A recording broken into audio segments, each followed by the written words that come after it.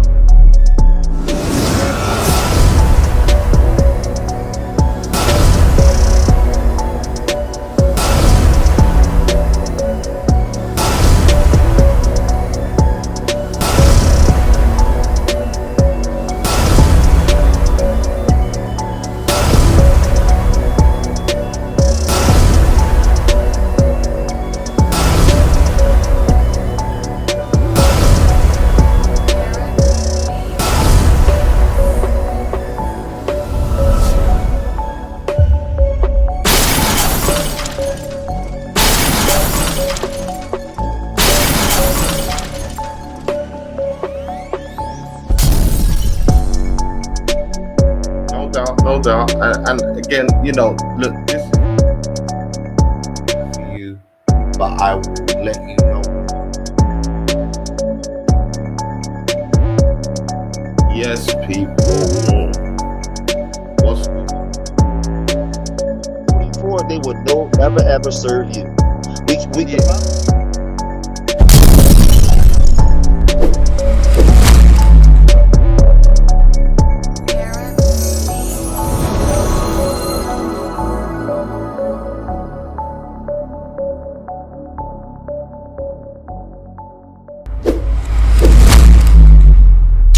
Okay, thanks.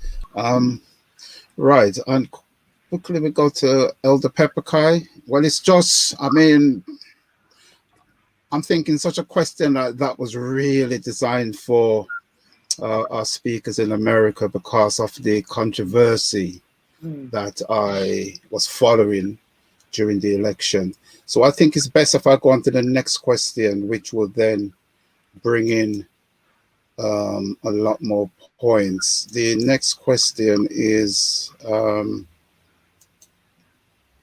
this one. Okay, the question of reparations came to the fore during the election. What are your views regarding reparation for ADOS and FBA?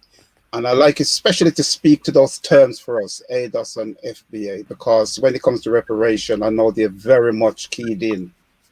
Those organizations are keyed into it. May I open up this segment? Yeah. And then that's fine. First of all, ADOS or FBA don't represent a large enough element of our population to be significant to anything. I wanted to get said first. ADOS has been fighting the issue of reparations. The context I find very confusing because of the definition they give of themselves and their attitude towards Africa as a whole and Pan-Africanism in general. So that is a very negative for them. But in COBRA and multiple other organizing fronts have been fighting for reparations for decades. The ADOS leadership was able to break out and use Twitter and Facebook more effectively. And so they get this big play over the last 3 years in their use of Facebook and Twitter. But there's been a constant progressive movement around reparations and a connection with the Congress through Dollins and others long before, decades before ADOS was born. And so they're owning some things they're not responsible for creating. Okay. And FBA, I spoke at the conference with in Atlanta a few months ago with Tariq Nasheed. I understand what they're trying to say, but they're going about it wrong. Because I'm clear, and what astounded me, they were using one of my lectures from 10 years ago, ADOS, to support their position. I had to call and ask to take my lecture down off of their Facebook page because Conrad Worrell called me and told me, God bless his soul, what are you doing supporting the statement? I didn't know what ADOS was, you know. So he said, go to Facebook. And there I am in my little black shirt. What I was trying to say is that if African Americans are going to really be a significant factor with their wealth and their size, we're the fourth largest African nation in the world population-wise. We are about the 12th or 13th wealthiest nation in the world economic-wise, but we have not defined ourselves as an ethnic nation. Now, when you say that, people get up in arms, but no one have a contradiction with the Yoruba being an ethnic nation, being Nigerian, and being African. And no one have a problem with the Ashanti being an ethnic nation, being Ghanaian, and being African. African Americans have a peculiar 3-year historical experience with one another under certain conditions in a certain environment. They have produced a culture of their own. People don't even respect our Creole. Everyone else has a Creole, but we don't have one. Everyone else got their remnants of the African history, but people just assume we don't have any. Our own peoples. And that's been part of the problem with the unification and the strength of the movement, because the most populated and wealthiest element of the Pan-African community off of the continent is rendered dysfunctional by its own people because they're not allowed to have an identity. And so what these people are doing are playing on that pathology. And I don't think either of those definitions I respect. I'm not a descendant of a slave. Thank you. I'm an African who was enslaved, you know. And I know Tariq was trying to give it a different beat, but simply respect the fact that we exist as a people. My brothers and sisters from Jamaica, they're a people, but they're an African people and a part of the African race. We don't deny their people, their ethno-peopleness. That's a part of what makes Pan-Africanism functional. But we're the only one that comes to the table of Pan-Africanism without an identity. And it makes the movement dysfunctional. And so I think we have to work on that. I don't think either of these, FBA certainly is not a movement. It has only been a conference and a discussion.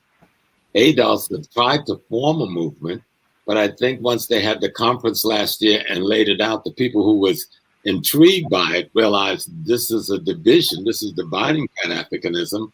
This is not uniting Pan-Africanism. And it's pretty much fizzled since that conference. But it's not representative of any large body. Many of the older Pan-African movements in the country are still the primary elements of our movement. You know, from the D12 to NCOBRA and multiple other parties in the country. We still need to struggle around, as Kuti Chagalia was just saying, how do we unite these various elements of our struggle, left, right, center, into at least a functional instrument, even if we can't get complete ideological unity. Let's at least be functional around 10 points that must be addressed by the government of the United States in order for us to move forward. And we have to also be clear that we have to address the issue of the Caribbean and American imperialism, especially in Haiti, particularly, and in the Virgin Islands and Puerto Rico. And then we have to address the issue of American imperialism in Africa, particularly in the Congo. But we know that America, Britain, and France back Boko Haram. They're putting the money, along with Saudi Arabia, behind that incursion and destabilization in Africa. We need to address what France is doing, because it's doing it with American support with the so-called Francophone states. Our agenda have to be our national issues addressed and our Pan-African issues addressed. And that is your identity, you know? Yeah.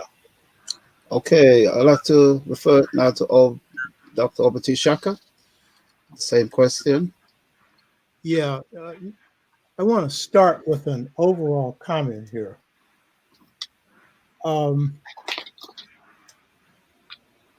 the strongest culture in the United States, which is the popular culture of the United States and the world, which is also the classical culture of the United States and the world, and which has developed an art form, which is the art form of this country, along with Native American culture and art form. Europeans have none, and that's African American culture. I call it New African culture. It is not that our culture is weak, it's that it hasn't been articulated. And part of the problem is many of our scholars have been, conscious scholars, have put all their time on Africa and practically no time on looking at the culture of Africans in America. Now, some have, and some unintentionally. Malcolm would say, our brother El Haj Malik El Shabazz, that we lost our culture in slavery. But then, after he met with the Ghanaian Minister of Culture in Ghana, he made the most perceptive statement he ever made about African American culture.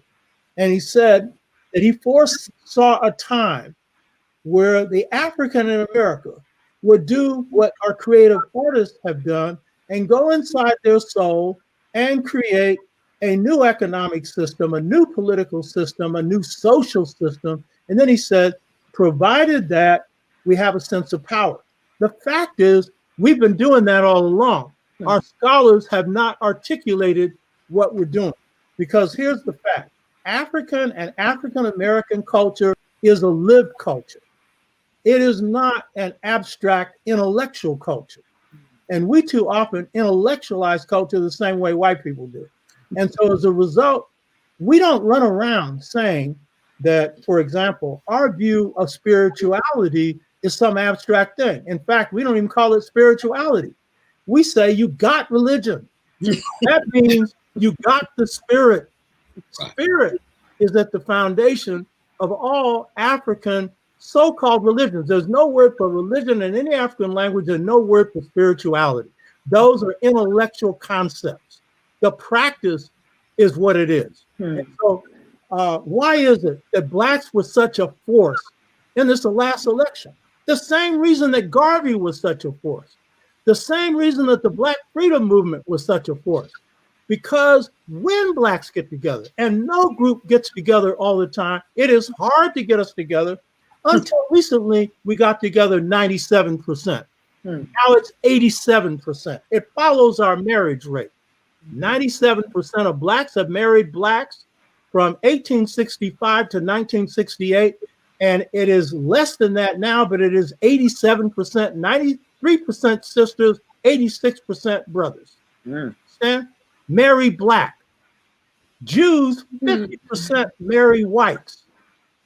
You know, every other group in here, Latinos, 30% marry outside of Latinos. They're confused because the basis of nationalism is always social. It's your family. Kuchi Chagalia is a former student of mine, by the way. I don't take any credit for her. She followed her own path, and she's a revolutionary, and that's what I like most. She's a revolutionary. And one of the things I like about Kuchi Chagalia most of all is that she's into Africa. She's in the All African People's Revolutionary Party. You know what I mean? But at the same time, she's into African American or New African. I prefer to call it New African culture. She plays the trumpet. She's a poet. She's a soul sister. And the point is, what is the point of African culture if you're not looking at how it applies to your own? And that's true in the Caribbean as well. Too many conscious Africans from the Caribbean are all into Africa, but don't really articulate their own African Caribbean culture, except theirs is clear because nobody's telling them they don't have one. Our scholars tell us we don't have a culture. Give me a break. And how can you go arguing for reparations when you're saying you're not human? Because if you don't have a culture, you're not human. So give me a break. My greatest passion is African American culture. I love African culture. Oh my God. You hear me? But I always say it's a poor frog that don't praise its own pond. And my favorite pond is Muddy Waters. Literally, the Muddy Waters of African culture, but muddy waters. You know what I mean? When the Beatles came to the United States and they were asked, why did you come here? They said they came to see a monument. And they said, what was that monument? They said, Muddy Waters. That's right. And these white boys said, muddy what? What is that? You hear me? And James is smiling because he comes from South Carolina. James Smalls and I bond like twins for a lot of reasons. But first of all, the brother's humble, he's wise, he loves Black people, and his wisdom ain't all book knowledge. His wisdom comes out of his culture. He reads, he knows his culture, but it comes out of some deep wisdom. It comes out of South Carolina. He talked about the Bible Belt of South Carolina. That is about as African as you get. You hear me? Only thing about as African as that is Haiti. You hear me? So quit saying we're weak. Now, James, Professor Smalls is right. We're not conscious that we're a nation. We're a nation unconsciously. We need to be conscious of what it is that ties us together. So the reason that 87% of Blacks could throw their muscle behind a Biden is the same reason that 97% of Blacks threw their muscle behind the Montgomery bus boycott. It is the same reason that most Blacks in the South supported the Honorable Marcus Garvey when to just be Black got you lynched. You hear me? To support Garvey, you hear me? Why? Race consciousness, baby. The first defining principle of this culture. We're the most race conscious people on the planet because we had to be, not because we're superior. We just face racism, but without being racist, except towards each other sometimes. That's our problem. And it ain't racism, but it's internal self-hatred. But most of us don't have that. That's been exaggerated, but we do have that. And we have to overcome that. So I'm saying that to then get into the reparations thing. We have a culture. The culture is the basis for any demands we make. And there are some key demands that we need to be making on this administration. The other thing I want to say is this. The most primary struggle is not a ballot box. It's in the streets. I come out of the streets. I never went into electoral politics, not because I didn't see its value, but I saw other people that had specialized in that. And I also saw that whatever we got into Congress or the presidency, whatever, came from the streets. Voting rights came from the streets. Desegregation came from the streets. Whatever happens that's going to be changed comes from the streets. And by the way, Black Lives Matter has been trying to get a meeting with Biden. They have been trying to put their demands on the table. Everybody else has met with them. NAACP has met with them. Urban League has met with them. The Black establishment has met with them.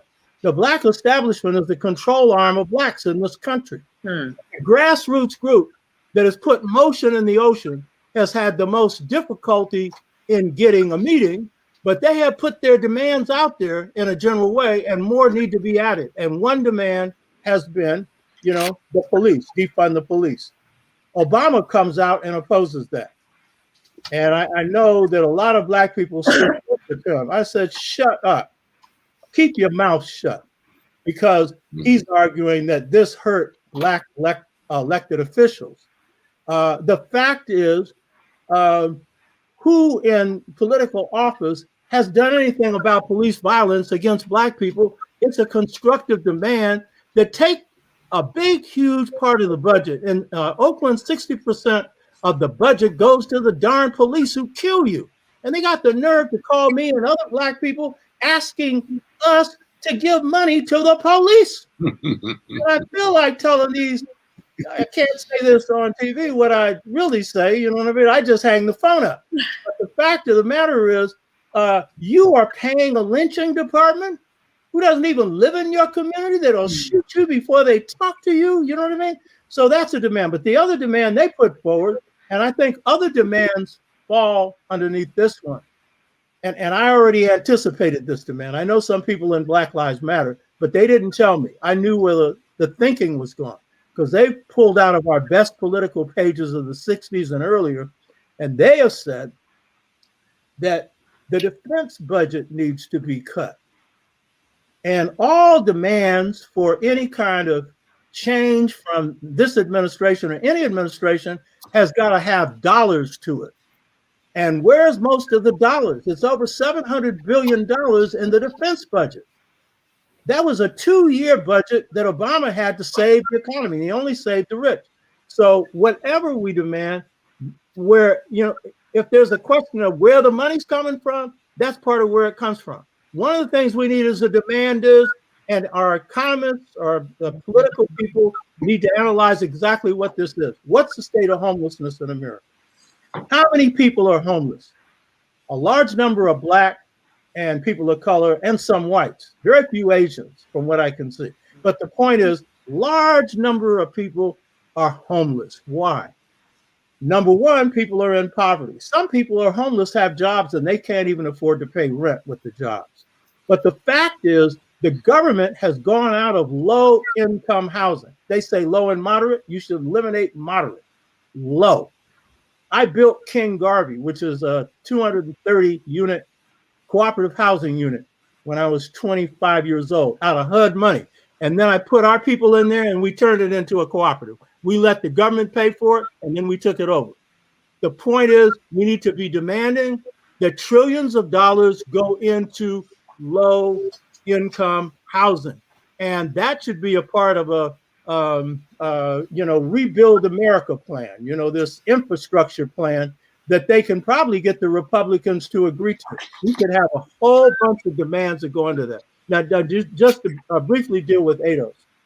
My show, the Dr. Obita Shaka show, we did a show on ADOS. We brought in some experts. And so I found out a few things about ADOS. First of all, I agree with Professor Small's point. How are you going to be around here calling yourself American descendants of slaves? That means you're rejecting your African. That's right. But here's the first thing about ADOS that I discovered. When ADOS was first formed, it had nothing to do with reparations. It was anti-immigrant, and it was anti-Black immigrant, and it still is. And it has created this divide in the Black community around, were you born in America and then they call you a fundamental African? Or were you born in the Caribbean? Or were you born in Africa? How stupid can you get? I mean, Denmark Vesey, are you going to say you're going to reject the Denmark Vesey rebellion because he was on a slave ship that stopped in Haiti, came to America, had won him his freedom based on this lottery, and then engaged in a revolution? The best planned in the United States that included Africans straight out of Africa, Africans like him who had been from other places, the Caribbean, and then Africans who were second generation Africans. Some coming from the Bible or Gula Jack coming out of voodoo. You understand? Now, what you going to say? That some are fundamental and some aren't? No, you're fundamentally ignorant because you don't know your own history. African people are global. You hear me? Global. So that notion, so that they in the beginning are anti-immigrant. They are working with an immigrant group that is right-wing, and they're funded by them. And that is the woman that's in charge of ADOS. That's where she comes from. And they're very smart propaganda tool that's got them over. They're very good with media. Yeah. That's her, that's that group. They have framed issues very well. So I make a distinction between them and the mass followers of ADOS. There are many mass followers of ADOS who are confused. They don't know any better. You know what I mean? So they're running around here threatening anybody that takes a position that's opposed to ADOS, but that's because that's the group that they've latched onto. So basically, ADOS is something that is not really operating, the leadership of which is not operating in the best interest of Black people. Now, at the point that they discover reparations, then that's when they took off. Because at that point, they now have an issue that's appealing to Black people, but it's anti-Black immigrant. They are not anti-white immigrants. You hear me? They are not anti anybody else other than us. And of course, probably Latinos. So and here's the other thing they have, and this is a real trick. They have put forward demands on reparations only on the Democratic Party. They have put no demands forward on the Republicans. So for the whole time of Trump They made no demands. And this is what they tell their followers. If the Democrats do not give you reparations, don't vote. Huh? So that's pro-Trump. That's right. People vote Democratic. They don't say vote Trump. They say don't vote. So it's a scam. So even quit asking questions on ADOS or expose them. You hear me? But do not treat them like they've got any kind of agenda. But I understand why you ask it. People in the Caribbean are asking, well, why aren't you following ADOS? Brother Smalls is right. And Cobra has been out there forever. And by the way, Conrad Worrell, who was chair in Buff, I was vice chair, brothers passed on, good brother, he made a very important point. He said, ADOS is not a movement. He said, ADOS is a creation of the internet. And the only movement they've had is when they've had a few conferences, and that's it. And from what Professor Smalls says, people got exposed when they got into those conferences and realized that at the very least, it was divisive. Give me my paycheck. That's their whole notion. I want my paycheck. They ain't involved in nothing. And by the way, some members of ADOS put out a thing using the F word on Doc Ben. They did a whole speech on him called F Doc Ben. You hear me? Huh? Do you hear me? They're fundamentally anti-Pan-Africanism. They're clearly anti-Africanism. Yeah. You know, and they're vocally on that issue. So yeah, bankrupt. Right. Bankrupt. So I just like to bring in Sister do your homework. Now. Well, this is the power of racism, where people are very aware of these other organizations. And for me, the only one I know is in Cobra. The only one I know of is in Cobra. And the only one people should be looking at is in Cobra. So Dr. Imara Obadeli, Hannibal Afrique, we have seen in Cobra around for decades. I was a member of the West Coast Planning Committee of Cobra in the 80s and the 90s. Then my daughter took over the female chairmanship of Cobra, and she is now the West Coast director of Cobra with Jahahara, who is the male, because in Cobra there must be a male and female. So my daughter is the female. So if you're looking at reparations, you must be looking towards and at Cobra. Do your research in reference to Cobra. Stop looking at these newcomers on the block. That's nice, they're there, but go to the root. Always go to the roots, because the root holds the truth. Go to Cobra if you're looking for reparations. In terms of this concept of African identity, how dysfunctional is it that we have Caucasians, people who originate from the Caucasus mountain range of Russia, calling themselves African? We have documents in the United States where Caucasians can check a box and say, I am white of African descent. Caucasians have no problem of any ethnic group calling themselves African, not Nigerian, not Ugandan, the whole entire continent. They are comfortable. But Africans, blacks around the world, are having issues calling themselves African. That is the epitome of our dysfunction. We suffer from what I call lard. And as you know, too much lard will kill you. Lard, L-A-R-D. We listen to whatever white psychopathy tells us. We accept it. We don't do research. We don't analyze. We just accept it. We repeat it. We repeat it to other people. Oh, ADOS this, and whatever. And then we defend it. And we defend it with our lives. We listen, accept, repeat, defend. We don't listen, analyze, think, and evaluate. Better late than never. We have got to get rid of the lard. We have a revolution that we have to put in a full swing. And that is a revolution of the mind. We are so confused. We are so dysfunctional. We are so disunited because we are confused. And this confusion is evident in the curriculum. From the minute you were born, from the womb to the tomb, this dysfunction is programmed into all human beings. So reparations must include, money is one thing, but what good is money if we're going to turn it over to every Gucci Poochie fashion designer and insane tennis shoe company we can find? We have to know what to do with the money.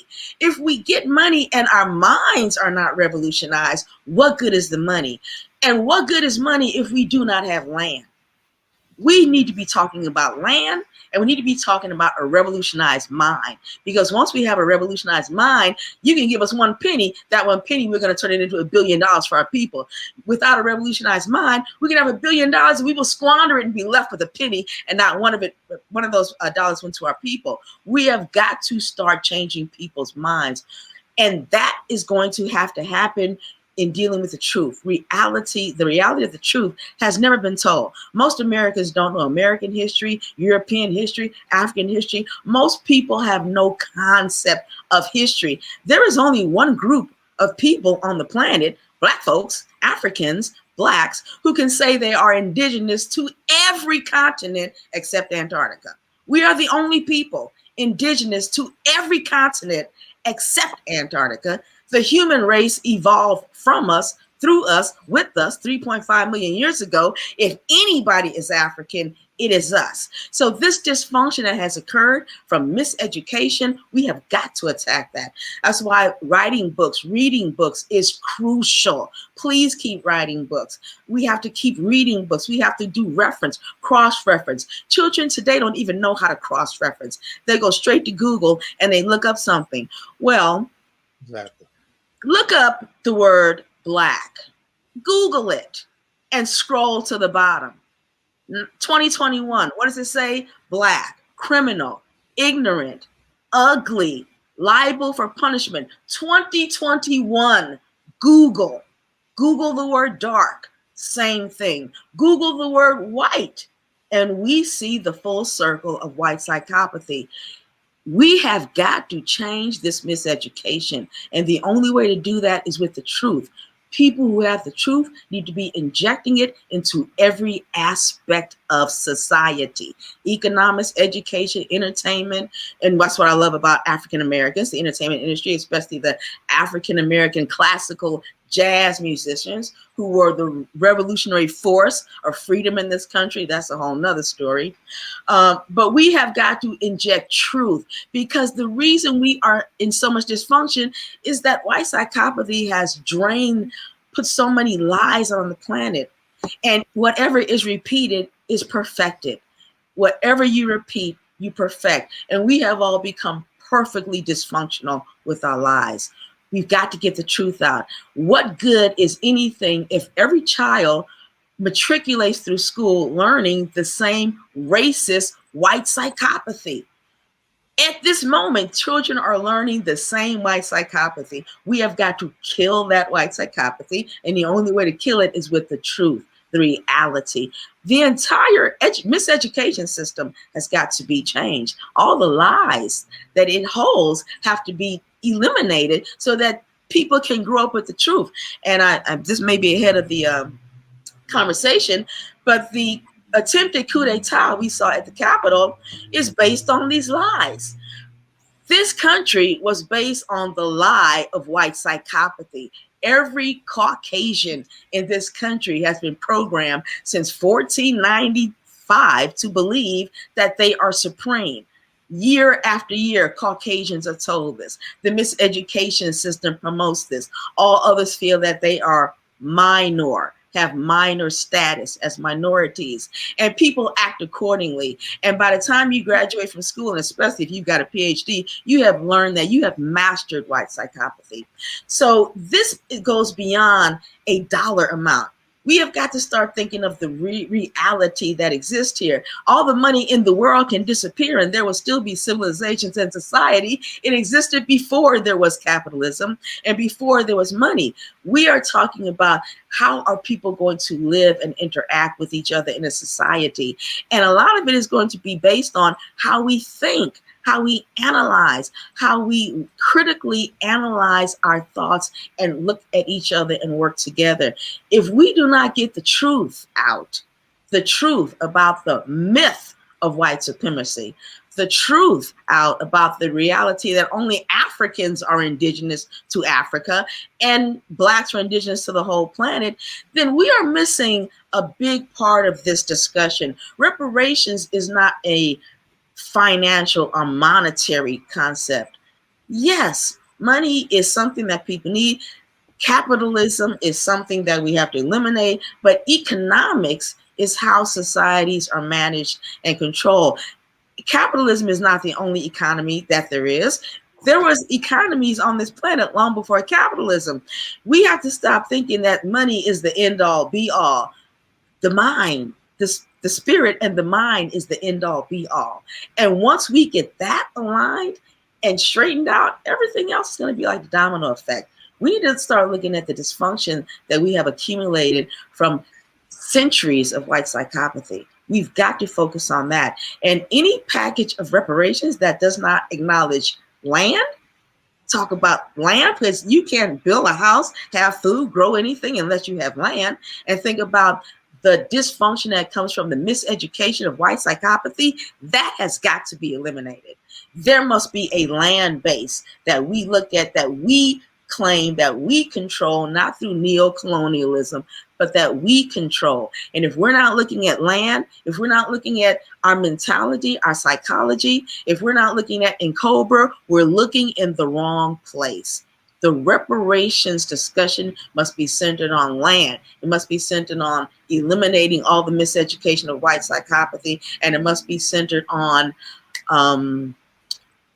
Cobra. Look at what Cobra's doing. Follow Cobra, because Cobra has put it together. There's no need to reinvent the wheel.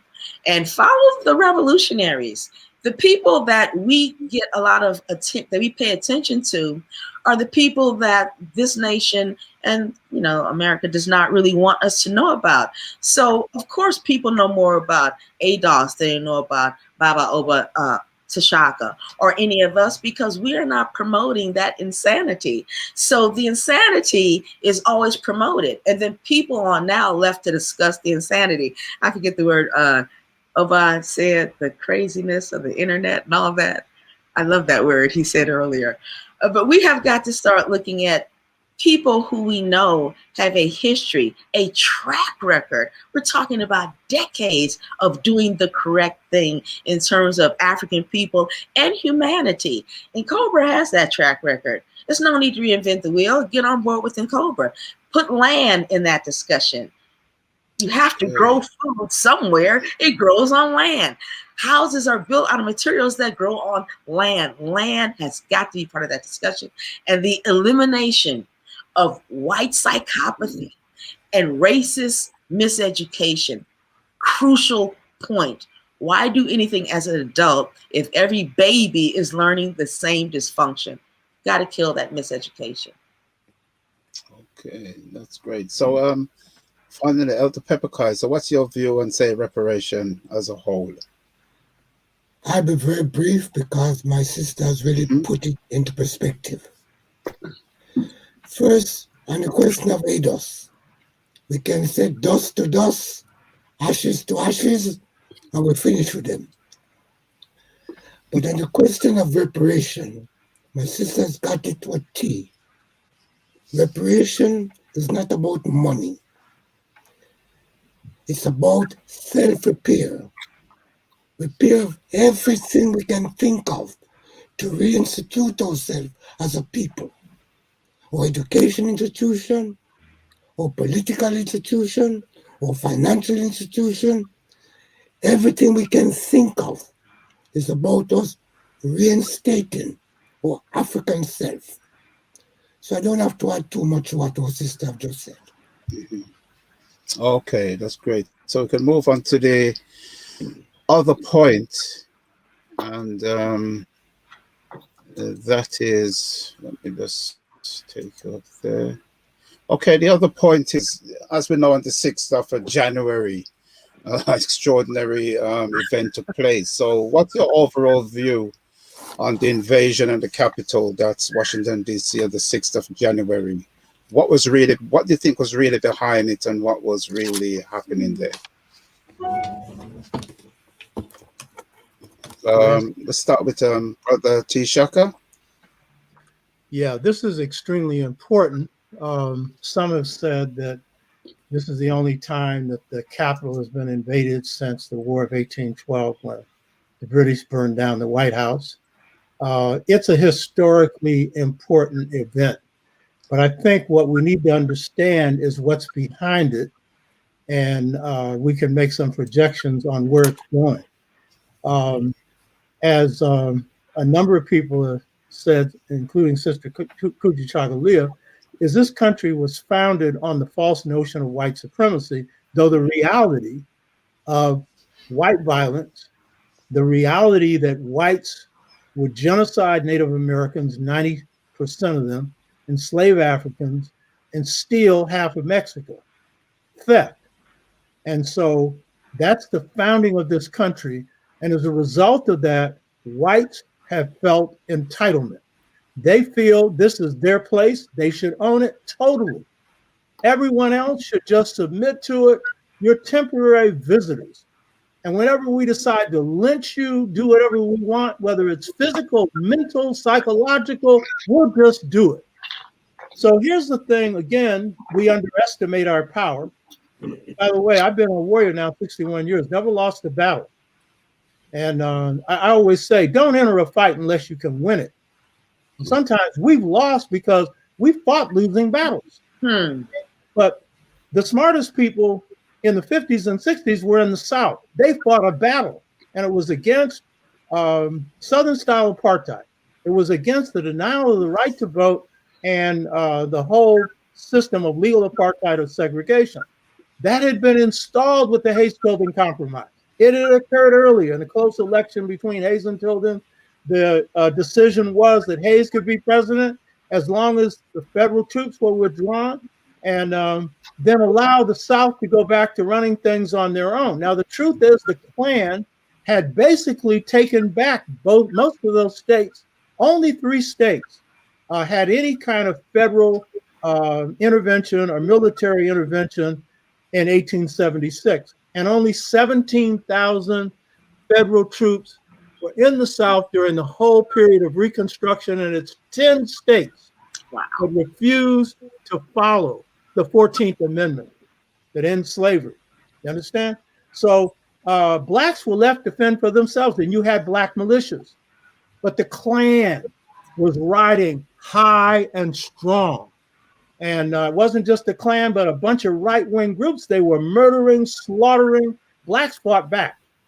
But the fact is the numbers were in their favor, and the North never gave blacks the support that they deserved. Now, this first phase that whites like to call white supremacy is what I call the high tide of white history. The British have been ruling the world for more than 200 years. White people in the United States were coming to supreme power, which would occur in World War I when they take the place of Britain. Britain becomes a debtor nation. They owe debt to America. Now America's a debtor nation. They owe debt to China.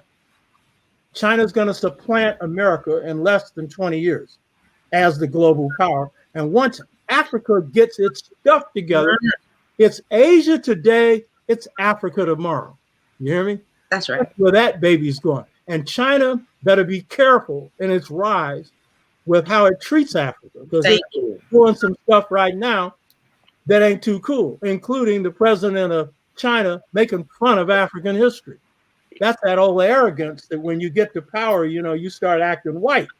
The time in China where they said no dogs, or another term they use for Chinese, allowed. I won't use it here. So the first thing is, when the Klan and everything rode, they rode at a high tide. They had a high tide going for them. And Trump tried to draw on this high tide when he tried to win the second time, steal the election. And the Republicans have been doing it. They've done gerrymandering, it wasn't just that whites came back into power after the Civil War through violence. They came back through gerrymandering. They came back through ballot box stuff. they would actually eliminate polls. Same thing Trump did. You understand? I predicted, I did a show on Dr. Obert Tashaka's show called Lessons from Post-Reconstruction for Voting Trump Out of the White House into the Jailhouse.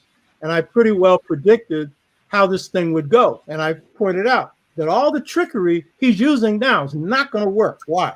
It's now our high tide. This is the high tide that begins with African and Asian independence. Africa's still in trouble, but it is not under the same colonial mandate it was under before. And so everything they do now, they cannot go back to the day where you can just silence the black vote or silence the black movement. So there was the low tide and we resisted. The high tide begins in 1955 with the Montgomery bus boycott going through the end of the 60s. Blacks score one of the most important victories against white power in this country. What they do is they defeat the initiative of post-Reconstruction to take us out of the ballot, to segregate us, and to do anything they want to us. It was the first, it wasn't the first, but it was one of the major victories. One of the greatest victories along with that was the Seminole African Wars. Those were the only wars that Native Americans won. They won battles before. Battle of Little Bighorn, you know what I mean? Where, you know, the great leader, Sitting Bull, was both a warrior and a priest, and through a dream prophesied the battle of Little Bighorn. And they kicked Custer's behind. In the movement, we would always say, we don't want to be Custer. You know what I mean? Custer them. In other words, we're going to do what, you know, Sitting Bull did. So that was a victory. But the point is, this is the key point. What happened on the 6th of January is an outgrowth of the new right wing. And the new right wing is the right wing that has got two wings, one of which is the mainstream wing. That's the wing that's in the political parties, both parties, Democratic and Republican, but especially the Republican Party. It is the think tanks and the Heritage think tank.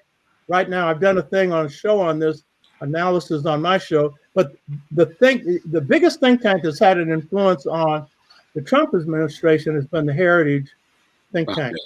They have put a huge number of their members, all right wing, into the Trump administration, and they basically trashed every department that they've headed up, because their only requirement for a person to serve in a cabinet position or a major position was that they be into white superiority. They did not need to know anything about that agency because they were in to do it in. DeVos, who was Secretary of Education, Betsy DeVos, who's one of the richest people in this country, she is a major financer of the Heritage Foundation and a person who's into privatizing public schools. So there's that wing. And then there is the armed wing. The armed wing and the mainstream wing have a different attitude now. Again, we underestimate our own power because this is based on Black power. They recognize, and the new right wing, and this is the group that you see in the Capitol, both in the House and the Senate and among the mob, both, because they both have the same idea. This is the group that comes into being in the 70s and the 80s. And what distinguishes them from the old right wing, the old Ku Klux Klan, the old politicians who are on the ascendancy? They recognize something that we don't give ourselves enough credit for. Some of us do. Some of us know our part. I want to say this about Black people. Our greatest weakness is we don't understand our strengths. That's right. Our greatest strength is our culture, because our culture drives everything else. As Amilcar Cabral said, liberation's an act of culture, and it's often the highest expression of culture. Malcolm X, we say, is the sharpest political mind produced in the United States because why? He was at the heart and soul of a resistance movement, and it rose him higher and higher. You hear me? So the thing is, what distinguishes this group that occupied the Capitol on the 6th of January from the previous Ku Klux Klan is this. They recognized they were defeated in the 50s, 60s, and 70s. They recognized this, and it is called, they have a mentality, if you study them, I study my enemy. You hear me? I study them. That's why I ain't lost no battles, baby. I know how they work. I tried to ambush the Klan in Canton, Mississippi. These suckers wouldn't come. I would have killed more Klansmen than any black people in the history of the United States. I'm ex-Marine. I'm an expert marksman. I'm a martial artist. Damn it. You're going to come. I'm going into Canton, Mississippi, and these suckers here are shooting at our Freedom House. I was National Chair Corps. I led the Black National Swinging Corps. I was in charge. I said, listen, we're laying an ambush on these suckers. They didn't come. They're too damn cowardly to come. I ended up in jail in Jackson and faked my way out with my gun and my bullets. But the key point is, what's the difference between the Klan before and the Klan in the 60s? They have a mentality of dispossession. You need to understand what drove those people on the 6th of January is they know they have been dispossessed of sole and exclusive power of America. Do not discount what you achieved, because what you achieved was you got political space to maneuver that they did not want you to have a single handle on. So what you have is the Proud Boys, the Boogaloo Boys, the 3%ers, all of the rest of these, the Oath Keepers. Many of them are the product of this mentality. The Ku Klux Klan that is operating now operates different from how they operated in the high tide. They are now operating as a people who feel dispossessed. And so their strategy has now been to take off the sheets and put on suits and run for Congress. You hear me? And run for state houses, you know, assemblies and whatnot, and to put their program into slogans, you know, like welfare cheaters. You know, when Ronald Reagan ran for president, where did he announce his candidacy? Philadelphia, Mississippi, where the 3 core civil rights workers were murdered. You hear me? And so what you see is there's a new Klan.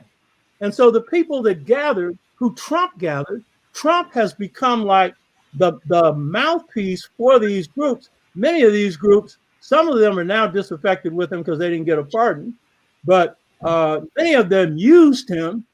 But he also spoke to a broader group, because this right wing is not only paramilitary, but it is also whites at large, because Trump was a white president, and 58% of whites who voted for Trump. And more white women voted for Trump the second time than the first time. And he had done more damage to them and everybody else before white, because white-itis comes first. The idea of whites being supreme comes first. That's right. So the thing is, you know, the people that gathered on January the 6th, the alleged purpose was for the purpose of trying to overturn the election. Notice that the election outcomes they wanted to overturn were all in black areas, areas in which blacks had overwhelmingly voted for Biden and shifted the election. Places like Georgia, places like Pennsylvania. And then notice that in places like Arizona, the Latinos and Native Americans, the Navajos voted 99% for Biden.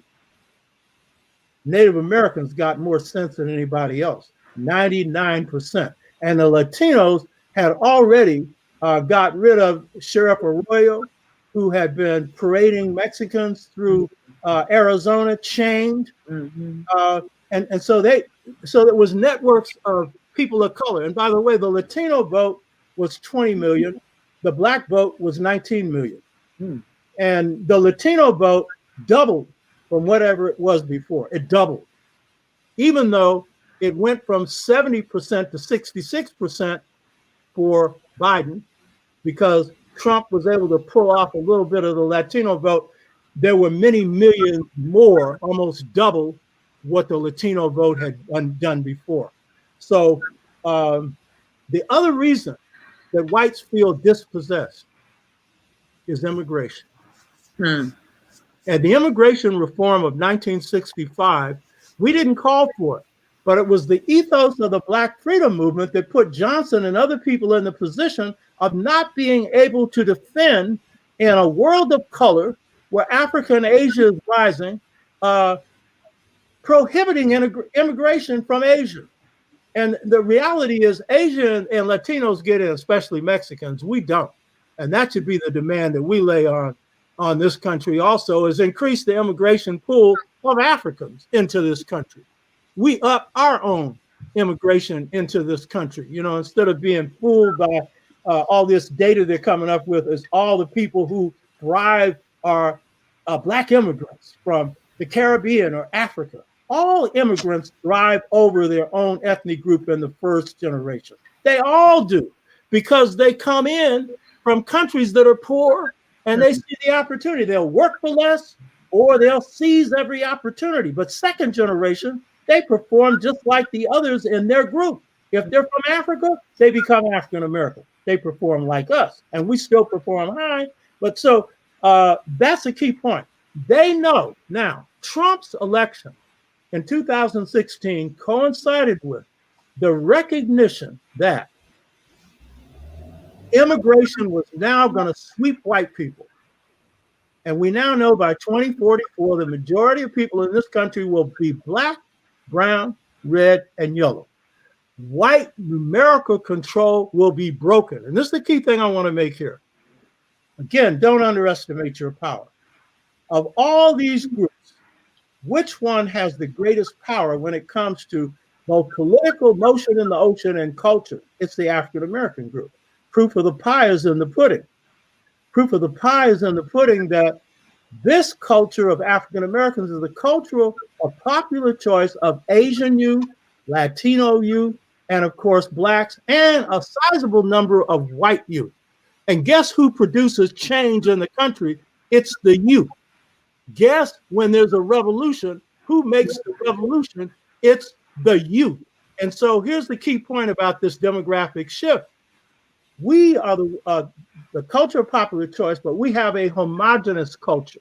We need to become conscious of it. And as Sister Kuji Tagalia makes a point of, we need to embrace our Africanness. The weakest part of our culture is while we'll embrace Blackness, we often, too many of us don't want to embrace Africa, and that's because of systematic brainwashing of slavery. Right. That's going to be a hard one to get over, too. But the key point is that is the area that we need to get over. And the Caribbean needs to do the same thing, because Blacks in the Caribbean, what do they say? I ain't no African, I'm a Jamaican, I'm a Bajan, I'm a this, I'm a that. You know what I mean? Huh? Yeah. You're a Jamaican African. You're a Bajan African. You know what I mean? And if you want to stay there in Jamaica, you should. And throw out those corrupt suckers in Jamaica. By the way, my wife is from Barbados. It's one of the best run nations on the planet. Mm-hmm. They've only had one dishonest government. They just threw that government out. And in that country, people are doing well. In fact, they have one of the 2 highest longevity rates in the world.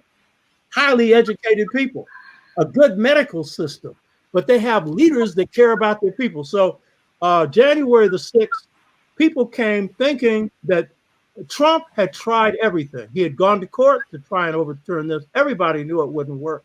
He had tried to pressure people who were in charge of elections in different states, including Georgia. It was even recorded.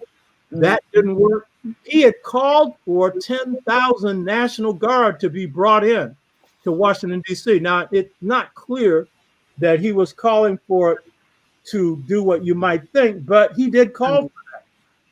The point is, his last resort was to draw on his white base to go down there and to do everything they could to intimidate the Congress. That had no chance of succeeding. To call this a coup is incorrect. An attempted coup. You don't get no attempted coup with bats. You don't get no attempted coup, coup with a lynching post. By the way, that lynching post was for Pence and probably Nancy Pelosi. That comes out of the Turner Diaries. one of the key things that shapes the new right wing are the Turner Diaries, written by a guy named Pierce that comes out in 1978, that basically argues a multicultural government has taken over the country. It's oppressing white people. A multicultural police has taken over, and the response has been, should be, for armed militias, lone militias, to rise up. Timothy McVeigh, when he blew up the federal building, was taking a chapter out of the Turner Diaries. You understand? And the Turner Diaries has really updated the new right wing in its thinking, because when the founders of the New Klan and others came along, they said, how could black people and inferior people defeat us? So they couldn't accept the fact that we had outmaneuvered them. So they came up with what the Turner Diaries said. Pierce, who's the author, that the Jews were behind it. The Jews were, because blacks don't have enough brains. So this new right wing is operating on that. So those that went into the Capitol, which, by the way, with no police there, no federal, no FBI there, the FBI did not give out any real alerts or anything else, because the military and the police have blinded themselves to what they call white supremacy groups. They are focused on Islamic terrorism and the rest. And by the way, one of the biggest dangers we need to look at that's coming out of this is this anti-terrorism stuff that they're talking about doing, because they're not defining this as an anti-white supremacist set of laws that need to be carried out. Those laws will be used against us. So we have to be very careful and put pressure on the fact that they need to define this as white supremacists. Let them use that term. I agree with Kuchagalia, don't use it. But for them, identify them as the threat, because they are the threat. So basically, I don't see this as a coup. What I see this as a major, different groupings in there had different views. The mass of people saw them coming out because Trump, their daddy, told them to come out, and they're going to support him. And some of them were dumb enough to think he'd pardon them if anything happened. But within it, the hardcore militia had an agenda. Some of them you saw some of them in there, and they had plastic bands. That was to arrest people. They got Pence out 1 minute before they got in to get him. And that was to hang him. Now, whether they were going to do it or not, it would depend on who got him.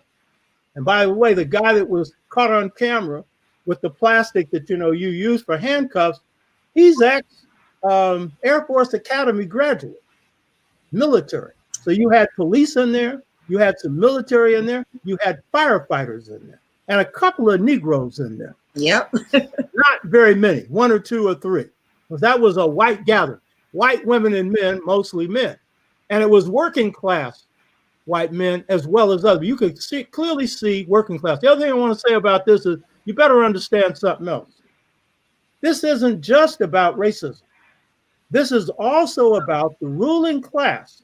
The people that run this country have discarded their own people. Before, it was everybody came on our back and they could prosper. But since deindustrialization, since neoliberalism, which is privatizing everything, whites have been thrown into the garbage can. The average white working class male has lost 4 years of life expectancy in the last 5 years. So this is also an economic protest. And you saw the anger towards the government. But within those who will direct this, their objectives, this is the other thing, I'll end with this. What's new about the new right wing is the old right wing, their view was, of course, they run the whole country. But now, since they have all these other groups they have to deal with, they have conceded something. They are prepared to live in of their own. Now, you want to talk about dispossession, you go from running the whole thing to where you're satisfied with having 1 or 2. And I'd be all for it. Give them the poorest states. Let them have it. Or take. My name is Safina Charlery, and I'm from City Pretty Academy, and I watch Black Eyes TV 7.